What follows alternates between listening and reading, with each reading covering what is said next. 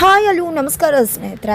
ಏನಾಗ್ತದೆ ಫೈನಲಿ ಇಲ್ಲಿ ಇಟಿ ಮನೆ ವೈಶ್ವಾಕ ವಿರುದ್ಧ ತಿರುಗಿ ನಿಂತಿದ್ಯಾ. ಓ ಮೈ ಗಾಡ್, ಎಲ್ಲರೂ ಬೀಸೋ ದೊಣ್ಣೆಗೆ ವೈಶ್ವಾಕ ಹೇಳ್ಲೇಬೇಕಾ, ಹೇಳ್ತಾಳೆ. ಸಂಕ್ರಾಂತಿ ಹಬ್ಬದ ಸುಗ್ಗಿಯ ದಿನ ಈ ಕಡೆ ವೈಶ್ವಾಕಾಗೆ ಮಾರಿ ಹಬ್ಬ ಕಾದಿದ್ಯಾ. ಏನಾಯಿತು ಏನು ಕತೆ ತಿಳ್ಕೊಬೇಕು ಅಂದರೆ ಈಗಲೇ ನಮ್ಮ ಈ ಚಾನಲ್ನ ಸಬ್ಸ್ಕ್ರೈಬ್ ಮಾಡಿ, ಹಾಗೆ ಒಂದು ವಿಡಿಯೋವನ್ನು ಪೂರ್ತಿಯಾಗಿ ನೋಡಿ. ಇಲ್ಲಿ ಫೇಕ್ ಗುರುಗಳು, ಆದರೆ ಇಲ್ಲಿ ವೈಶಾಖಗೆ ನಿಜವಾಗ್ಲೂ ಕೂಡ ಚಾರು ಕರ್ಕೊಂಡು ಬಂದಿರೋ ಗುರುಗಳು ಅಂತ ಗೊತ್ತಿಲ್ಲ, ಡಬ್ಬಾ ಗುರುಗಳು ಅಂತ ಮಾತ್ರ ಗೊತ್ತು. ಬಿಕಾಸ್ ತನ್ನ ಕಾಲು ಚೆನ್ನಾಗೇ ಇದೆ. ಚೆನ್ನಾಗಿದ್ರೂ ಕೂಡ ಈ ಮನುಷ್ಯ ಇನ್ನೇನೋ ಹೇಳಿಬಿಟ್ಟು ಹೋಗಿದ್ದಾನೆ. ಆದರೆ ಇಲ್ಲಿ 3 ದಿನದ ಒಳಗಡೆ ಎತ್ತರೆ ನಾಟಕ ಅಂತ ಕೂಡ ಹೇಳಿ ಹೋಗಿರೋದ್ರಿಂದ 3 ದಿನಗಳ ನಂತರನೇ ಹೇಳಬೇಕು ಅನ್ನೋದು ವೈಶ್ವಕ ಆಲೋಚನೆ ಆಗಿದೆ. ಆದರೆ ಇಲ್ಲಿ ಚಾರು ಕೊಡೋ ಏಟು ನಿಜವಾಗ್ಲೂ ಕೂಡ ತಡ್ಕೊಳಕ್ಕಾಗ್ತಿಲ್ಲ. ವೈಶ್ವಕ ಎದ್ನೋ ಬೆದ್ನೋ ಅಂತ ಹೇಳಿ ಆ ಕ್ಷಣನೇ ಎದ್ದು ನಿಂತ್ಕೊಂಡ್ಬಿಡ್ಬೇಕು ಅನ್ನೋಷ್ಟರ ಮಟ್ಟಿಗೆ ನೋವಾಗ್ತದೆ, ರಿಯಾಕ್ಟ್ ಮಾಡ್ತಿದ್ದಾರೆ. ಆ ಒಂದು ರಿಯಾಕ್ಷನ್ನ ನೋಡಿದ ಚಾರು, ಯಾಕಕ್ಕ ನಿನಗೆ ನೋವು ಗೊತ್ತಾಗ್ತಿದ್ಯಾ ಅಂದಾಗ ಹೂ ಅಂತ ಹೇಳಿ ಎದ್ಬಿಡ್ಬೋದಿತ್ತು. ಆದರೆ ಹೂ ಅಂದರೆ ನಾಟಕ ಆಗತ್ತೆ ಅಂತ ಹೇಳಿ ನನಗೇನು ರಿಯಾಕ್ಟೇ ಆಗ್ತಿಲ್ಲ ಅಂತ ಮತ್ತಷ್ಟು ನಾಟಕ ಮುಂದುವರಿಸ್ತಿದ್ದಾರೆ. ಈ ಕಡೆ ಆಕೆ ನಾಟಕನ ನಿಲ್ಲಿಸಬೇಕು, ಮನೆ ಮುಂದೆ ಎಲ್ಲರ ಜನರ ಮುಂದೆ ಅವಳ ಬಣ್ಣ ಬಯಲಾಗಬೇಕು ಅನ್ನೋದೇ ಚಾರು ಇಚ್ಛೆ ಆಗಿದೆ. ಆದರೆ ಇಲ್ಲಿ ವೈಶ್ವಕ ಇನ್ನೂ ಕೂಡ ತನ್ನ ನಾಟಕಕ್ಕೆ ಫುಲ್ ಸ್ಟಾಪ್ ಹಾಕ್ತಾನೆ ಇಲ್ಲ. ಹಾಗಾದ ಮಾತ್ರಕ್ಕೆ ಚಾರು ತನ್ನ ಪ್ರಯತ್ನವನ್ನು ನಿಲ್ಲಿಸ್ತಾಳೆ. ಖಂಡಿತ ನಿಲ್ಲಿಸೋ ಮಾತೇ ಇಲ್ಲ. ಬೀಸ್ತಾಳೆ ಬೀಸೋ ಏಟಿಗೆ ಇಲ್ಲಿ ವೈಶ್ವಕ ತರಗುಟ್ಟು ಹೋಗ್ಬೇಕಾಗತ್ತೆ. ಜೊತೆಗೆ ಹಾಗಲಕಾಯಿ ಕಷಾಯ ಬೇರೆ ಕುಡಿಯೋಕ್ಕೂ ಆಗೋದಿಲ್ಲ. ಈ ಕಡೆ ಪಥ್ಯ ಅನ್ನುವ ಹೆಸರಲ್ಲಿ ಸಿಗೋ ಒಳ್ಳೆ ಊಟ ಕೂಡ ಸಿಗ್ತಿಲ್ಲ. ತದನಂತರ ಈ ಕಡೆ ರುಕ್ಕು ಆಕೆಯನ್ನು ಹೊರಗಡೆ ಕರ್ಕೊಂಡು ಬರ್ತಿದ್ದಂತೆ, ಅಕ್ಕ ನೀನು ಅನುಭವಿಸ್ತಿರೋ ಕಷ್ಟ ನೋಡ್ತಿದ್ರೆ ನಿಜವಾಗ್ಲೂ ಇಲ್ಲದೇ ಇರೋ ಕಾಲು, ಚೆನ್ನಾಗಿರೋ ಕಾಲು ಮುರಿದೋಗ್ಬಿಡುತ್ತೆ ಅಂತ ಅನ್ನಿಸ್ತದೆ. ಅಷ್ಟು ಮಟ್ಟಿಗೆ ಏಟಾಗ್ತದೆ. ಎದ್ದೇಳ್ಬಿಡು. ಆದರೆ ಎದ್ದೇಳೋಕ್ಕೂ ಹೇಗಾಗತ್ತಕ್ಕ, ನೀನು ಎದ್ದೇಳೋಕ್ಕೂ ಆಗಲ್ವಲ್ಲ. 3 ದಿನದ ಒಳಗಡೆ ಎದ್ರೆ ನಾಟಕ ಅಂತಾರಲ್ಲ, 3 ದಿನ ಆದಮೇಲೆ ಎದ್ದೇಳಬೇಕು, ಏನು ಮಾಡ್ತೀಯ ನೀನು ಅಂತ ಎರಡನ್ನ ಕೂಡ ರುಕ್ಕುನೇ ಹೇಳ್ತಿದ್ದಾಳೆ. ಈ ಕಡೆ ವೈಶ್ವಕ ಏನೂ ಮಾಡೋಕೆ ಆಗೋದಿಲ್ಲ. ಏನು ಮಾಡಬೇಕು ಅಂತ ಗೊತ್ತಾಗ್ತಿಲ್ಲ. ಆ ಸ್ವಾಮೀಜಿ ಬೇರೆ ದೊಣ್ಣೆಲಿ ಹೊಡೀರಿ ಅಂತ ಹೇಳಿಬಿಟ್ಟು ಹೋಗಿದ್ದಾನೆ. ಏನು ಮಾಡ್ಕೊಂಡು ಸಾಯಲಿ ನಾನು ಅಂತ ಹೇಳಿ ವೈಶ್ವಕ ಕೂಡ ಅನ್ಕೋತಾ ಇದ್ರೆ, ಇತ್ತ ಕಡೆ ಚಾರುಗೆ ರಾಮಾಚಾರಿ ತನ್ನ ಆಸ್ಟ್ರೇಲಿಯಾ ವಿಶ್ವನ ಹೇಳಿ ಮನೆಯವ್ರಿಗೋಸ್ಕರ ಅದನ್ನು ತ್ಯಾಗ ಮಾಡಿದ್ದನ್ನು ಕೂಡ ಹೇಳ್ತಾರೆ. ಅದರಿಂದಾಗಿ ನಿಜವಾಗ್ಲೂ ಕೂಡ ಚಾರುಗೆ ತುಂಬಾ ಖುಷಿ ಆಗುತ್ತೆ. ತನ್ನ ಗಂಡನ ಮೇಲೆ ಇರ್ತಕ್ಕಂಥ ಅಭಿಮಾನ ಕೂಡ ಹೆಚ್ಚಾಗುತ್ತೆ. ನಂತರ ರಾಮಾಚಾರಿ ಮನೆಗೆ ಬರ್ತಿದ್ದಾಗೆ ಇಲ್ಲಿ ಜಾನಕಿ ಅಮ್ಮ ರಾಮಾಚಾರಿನ ಕರೆದು ತುಪ್ಪದ ದೀಪ ಹಚ್ಚು ಅಂತ ಹೇಳ್ತಾರೆ. ತುಪ್ಪದ ದೀಪ ಹಚ್ಚಿ ಬಂದ ನಂತರ ರಾಮಾಚಾರಿ, ಯಾಕಮ್ಮ ಏನಾಯಿತು ಅಂತ ಎಲ್ಲ ಕೇಳಿದಾಗ, ಯಾಕೆ ಅಂದರೆ 2 ಜಡೆ ಎಲ್ಲಿರುತ್ತೋ ಅಲ್ಲಿ ಜಗಳ ಇರುತ್ತೆ, ನೆಮ್ಮದಿ ಶಾಂತಿ ಯಾವುದು ಕೂಡ ಇರುವುದಿಲ್ಲ. 2 ಜಡೆ ಅಂದರೆ ಅತ್ತೆ ಮತ್ತು ಸೊಸೆ. ಆದರೆ ಈ ಮನೆಯಲ್ಲಿ 4 ಜಡೆಗಳಿದ್ದಾವೆ. ಆದರೂ ಕೂಡ ಈ ಮನೆಯಲ್ಲಿ ಯಾವುದೇ ರೀತಿ ಮೊದಲಿನ ಥರ ಜಗಳ ಡ್ಯೂಟಿ ಏನೂ ಇಲ್ಲ. ಮನೇಲಿ ನೆಮ್ಮದಿ ಶಾಂತಿ ವಾತಾವರಣ ಇದೆ. ಇದಕ್ಕೆಲ್ಲ ಕಾರಣ ಏನು ಗೊತ್ತಾ ಅಂತಿದ್ರೆ ನೀನೇ ಅಲ್ವಮ್ಮ. ನೀನಿರಬೇಕಾದ್ರೆ ಹೇಗೆ ಇದೆಲ್ಲ ಸಾಧ್ಯ ಆಗುತ್ತೆ ಅಂತ ರಾಮಾಚಾರಿ ಹೇಳಿದರೆ, ಇದಕ್ಕೆಲ್ಲ ಕಾರಣ ನಾನಲ್ಲಪ್ಪ, ನೀನು ಹೆಂಡತಿ ಚಾರು ಅಂತ ಹೇಳ್ತಾರೆ. ಚಾರು ಎಂಥ ದೊಡ್ಡ ಮನೇಲಿ ಬೆಳೆದವಳು. 4 ಕಾಳುಗಳೇ ಅವಳು ಸೇವೆ ಮಾಡ್ತಾರೆ. ಆದರೆ ಈ ಮನೆಗೆ ಆಳಾಗಿ ದುಡಿತಿದ್ದಾಳೆ. ಪ್ರತಿಯೊಬ್ಬರಿಗೆ ಸಮಸ್ಯೆಯಲ್ಲಿ ಹೆಗಲಾಗಿ ಬರ್ತಾಳೆ, ಕಷ್ಟದಲ್ಲಿ ಹೆಗಲಾಗಿ ಇರ್ತಾಳೆ. ಜೊತೆಗೆ ಮನಸ್ಸಿಗೆ ಸಮಾಧಾನ, ಹಾಗೆ ಔಷಧಿ ಆಗ್ತಾಳೆ ನೋವು ಬಂದಾಗ. ಪ್ರತಿಯೊಂದರಲ್ಲೂ ಕೂಡ ತಾನು ಮನೆಯವಳಾಗಿ ಇದ್ದೀನಿ ಅನ್ನೋ ಒಂದು ಧೈರ್ಯವನ್ನು ಕೂಡ ಕೊಡ್ತಾಳೆ. ಸಮಸ್ಯೆನ ಜೊತೆಲಿದ್ದು ಧೈರ್ಯವಾಗಿ ತುಂಬ ಸುಲಭವಾಗಿ ಆ ಸಮಸ್ಯೆನ ಗುಣಮುಖ ಮಾಡ್ತಾಳೆ. ಇದಕ್ಕಿಂತ ಒಂದು ಒಳ್ಳೆ ಸೊಸೆ ನನಗೆ ಸಿಗ್ಲಿಕ್ಕೆ ಸಾಧ್ಯನಾ? ನಿಜವಾಗ್ಲೂ ಅವಳು ತುಂಬಾ ಗ್ರೇಟ್ ಅನ್ನೋ ಅರ್ಥದಲ್ಲಿ ಮಾತನಾಡ್ತಿದ್ದಾರೆ. ಈ ಕಡೆ ರಾಮಾಚಾರಿ ಕೂಡ ಅದನ್ನು ಹೌದು ಅಂತ ಒಪ್ಕೋತಾರೆ. ನನಗೆ ಮೊದಲಲ್ಲಿ ಚಾರು ಮೇಡಮ್ ವ್ಯಕ್ತಿತ್ವ ಇಷ್ಟ ಆಗ್ತಾನೆ ಇರಲಿಲ್ಲ, ಆದರೆ ಇತ್ತೀಚೆಗೆ ಅವರ ವ್ಯಕ್ತಿತ್ವ ನಿಜವಾಗ್ಲೂ ಕೂಡ ಅಂತ ಹೆಂಡತಿ ಪಡೆದಿರೋ ನಾನೇ ಧನ್ಯ ಅನ್ನೋಷ್ಟ್ರ ಮಟ್ಟಿಗೆ ಇಷ್ಟ ಆಗತ್ತೆ ಅಂತ ಹೇಳಿ ಇಲ್ಲಿ ರಾಮಾಚಾರಿ ಕೂಡ ಚಾರುನ ಹೊಗಳುತ್ತಾರೆ.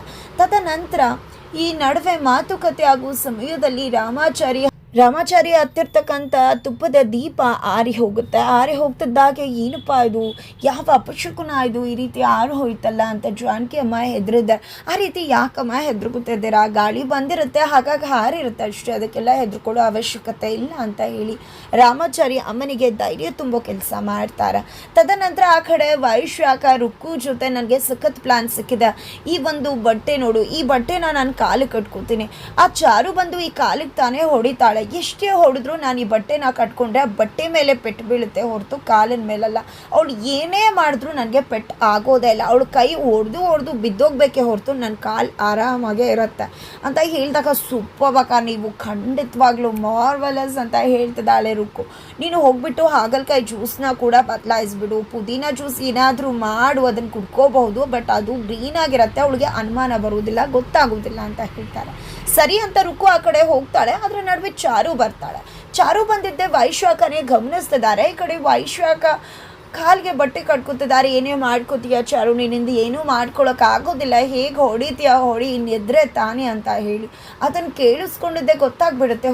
ಈ ರೀತಿಯಾಗಿ ಹೋಗ್ತಾ ಇದೆಯಾ ಅಂತ ಹೇಳಿ ಚಾರು ತಿಳ್ಕೊಂಡಿದ್ದೆ. ಆಕೆ ರಂಗೋಲೆ ಕೆಳಗಡೆ ಚಾಪೆ ಕೆಳಗಡೆ ನುಗ್ಗಿದ್ರೆ ಕೆರೆ ರಂಗೋಲೆ ಕೆಳಗಡೆ ನುಗ್ಗೋದಕ್ಕೆ ಚಾರು ರೆಡಿ ಆಗ್ತಿದ್ದಾರೆ. ನಂತರ ವೈಶಾಖನೇ ರುಕ್ಕು ಜೊತೆ ಬಂದಿದ್ದೆ. ಚಾರು ಬಾಯಿಲಿ ಬೆತ್ತದ ಸೇವೆ ಮಾಡು ಸಮಯ ಆಯ್ತಲ್ಲ, ಬಂದು ಮಾಡು ಅಂತಿದ್ರೆ ಈ ಕಡೆ ಅತ್ತೆಗಂತೂ ನಮ್ಮ ವೈಶಾಖಗೆ ಯಾವಾಗ ಎದ್ದು ನಿಂತ್ಕೋತೀನೋ ಅನ್ನೋ ಉತ್ಸಾಹದಲ್ಲಿದ್ದಾರೆ ಅಂತ ಅನ್ಕೋತಿದ್ದಾರೆ. ಪಾಪ ಇಲ್ಲಿ ಚಾರು ಬಂದು ಓಡಿದ್ರು ನನಗೆ ನೋವಾಗೋದಿಲ್ಲ ಅನ್ನೋ ಇಚ್ಛೆಯಲ್ಲಿ ವೈಶಾಖ ಕರಿತಿರೋದು. ಈ ಕಡೆ ಚಾರು ಬರ್ತಿದ್ದಾಗೆ, ಬಂದೆ ಅಕ್ಕ, ಅದಕ್ಕೂ ಮುನ್ನ ಹಾಗಲಕಾಯಿ ಜ್ಯೂಸ್ ಕೊಟ್ಬೇಡ, ಆಮೇಲೆ ಬೆತ್ತದ ಸೇವೆ ಮಾಡೋಣ ಅಂತ ಹೇಳಿ ನಂತರ ಈ ಕಡೆ ಚಾರು ವೈಶಾಖಗೆ ಹಾಗಲಕಾಯಿ ಜ್ಯೂಸ್ ಕೊಡ್ತಿದ್ದಾಗೆ ಹಾಗಲಕಾಯಿ ಜ್ಯೂಸನ್ನು ಕುಡಿತಾಳೆ. ವೈಶಾಖ ಕುಡಿದಿದ್ದೆ, ಏನಪ್ಪ ಇದು ಯಾವುದೇ ಸ್ವೀಟ್ ಜ್ಯೂಸು ಪುದೀನ ಜ್ಯೂಸ್ ಮಾಡಿದೆ, ಹಾಗಲಕಾಯಿ ಇದೆಯಲ್ಲ, ರುಕ್ಕು ಚೇಂಜ್ ಮಾಡಲಿಲ್ವಾ ಅಂತ ರುಕ್ಕು ಮೇಲೆ ಕೋಪ ಮಾಡ್ಕೊತಿದ್ರೆ ರುಕ್ಕು ನಿಜವಾಗ್ಲೂ ಚೇಂಜ್ ಮಾಡಿದ್ದಾಳೆ. ಬಟ್ ಬದಲಾಗಿದೆ ಹೇಗೆ? ಆ ಕಡೆ ಚಾರುಗೆ ತುಂಬ ಚೆನ್ನಾಗಿ ಗೊತ್ತಿತ್ತು ಈ ಮಟ್ಟಿಗೆ ಪ್ಲ್ಯಾನ್ ಮಾಡ್ಕೊಂಡಿರೋ ವೈಶಾಖ ಜ್ಯೂಸನ್ನು ಕೂಡ ಬದಲಾಯಿಸಿರ್ತಾರೆ ಅಂತ. ಹಾಗಾಗಿ ಹೋಗಿದ್ದೆ, ಜ್ಯೂಸ್ ಟೇಸ್ಟನ್ನು ನೋಡಿದ್ರು ಬದಲಾಗಿತ್ತು. ಮಗದೊಮ್ಮೆ ಹಾಗಲಕಾಯಿ ಜ್ಯೂಸ್ನ ಮಾಡಿದ್ರು, ತೆಗೆದುಕೊಂಡು ಬಂದು ಕೊಟ್ಟರು. ಪಾಪ ವೈಶಾಖಗೆ ಈ ಕಡೆ ಹಾಗಲಕಾಯಿ ಜ್ಯೂಸ್ ತಿನ್ನೋ ಕರ್ಮ ಬಂದಿದೆ. ಜೊತೆಗೆ ಅತ್ತ ಕಡೆ ರಾಮಾಚಾರಿ ಪಂಚಾಂಗ ನೋಡ್ತಿದ್ದಾರೆ. ಏನಪ್ಪ ಇದು, ಇಷ್ಟೆಲ್ಲ ಮನೇಲಿ ಏನೂ ಕೂಡ ಸರಿ ಇಲ್ಲ ಅನ್ನೋಗಿಲ್ಲ, ಎಲ್ಲ ಕೂಡ ಸರಿ ಇದೆ, ಆದರೂ ಕೂಡ ಏನೋ ಗಂಡಾಂತರ ಅಂತ ತೋರಿಸ್ತಿದೆಯಲ್ಲ, ಹಾಗಿದ್ರೆ ಯಾರಾದರೂ ವ್ಯಕ್ತಿತ್ವ ಮುಚ್ಚಿಟ್ಟು ಡ್ರಾಮಾ ಮಾಡ್ತಿದ್ದಾರಾ ಅಂತ ಅನ್ನಿಸ್ಬಿಡತ್ತೆ. ಈ ಕಡೆ ಕೋದಂಡವ್ರು ಬರ್ತಾರೆ. ಯಾಕೆ ರಾಮಾಚಾರಿ ಪಂಚಾಂಗ ಹಿಡ್ದು ಕೂತ್ಕೊಂಡಿದ್ಯಾ ಅಂತ ಕೇಳಿದಾಗ, ಅದು ಅಣ್ಣ ದೀಪ ಹಚ್ಚಿದೆ, ಅಮ್ಮ ದೀಪ ಹಚ್ಚಿದ್ರು, ಬಟ್ ಅದು ಆರೋಯ್ತು. ಅಮ್ಮಂಗೇನೋ ಧೈರ್ಯ ಹೇಳಿದೆ, ಬಟ್ ನನ್ನ ಮನಸ್ಸಲ್ಲಿ ಯಾಕೋ ಒಂದು ರೀತಿ ಕಳವಳ ಆಯಿತು, ಅದಕ್ಕೋಸ್ಕರ ಪಂಚಾಂಗ ನೋಡ್ಲಿಕ್ಕೆ ಬಂದೆ. ಆದರೆ ನೋಡಿದ್ರೆ ಎಲ್ಲ ಕೂಡ ಮನೇಲಿ ಎಲ್ಲರೂ ಸರಿಯಾಗಿದ್ದಾರೆ, ಬಟ್ ಆದರೂ ಕೂಡ ಏನೋ ಅನಾಹುತ ಗಂಡಾಂತರ ಕಾದಿದೆ ಅಂತ ತೋರಿಸ್ತಿದೆ. ಅದಕ್ಕೆ ಯಾರಾದರೂ ವ್ಯಕ್ತಿತ್ವ ಮುಚ್ಚಿಟ್ಟು ಡ್ರಾಮಾ ಮಾಡ್ತಿದ್ದಾರೆ ಅಂತ ಅನಿಸುತ್ತೆ ಅಂದಾಗ, ಇದನ್ನು ಯಾರೇ ಮಾಡಿದರೂ ಹೊರಗಡೆಯಿಂದ ಬಂದವ್ರು ಮಾಡಿರ್ತಾರೆ, ನಾವೆಲ್ಲ ಮನೆಯವರು, ಹೊರಗಡೆಯಿಂದ ಬಂದಿರೋರೇ ನಮ್ಮ ಹೆಂಡತಿ ಅಂದರು.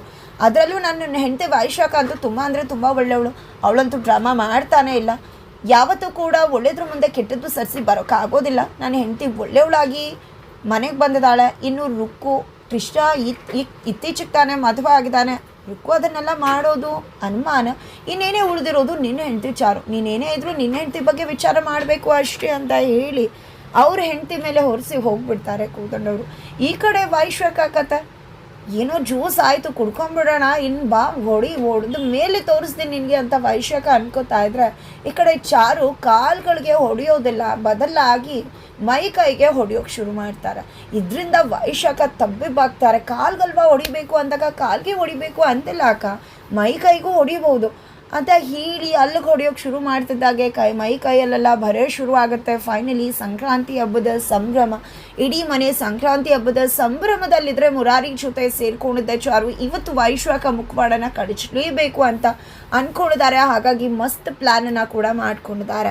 ಈ ಕಡೆ ವೈಶಾಖ ರುಕ್ಕು ಇಬ್ಬರಂತೂ ಏನಾದರೂ ಮಾಡಲೇಬೇಕಲ್ಲ ಅಂತ ಅನ್ಕೋತಿದ್ದಾರೆ.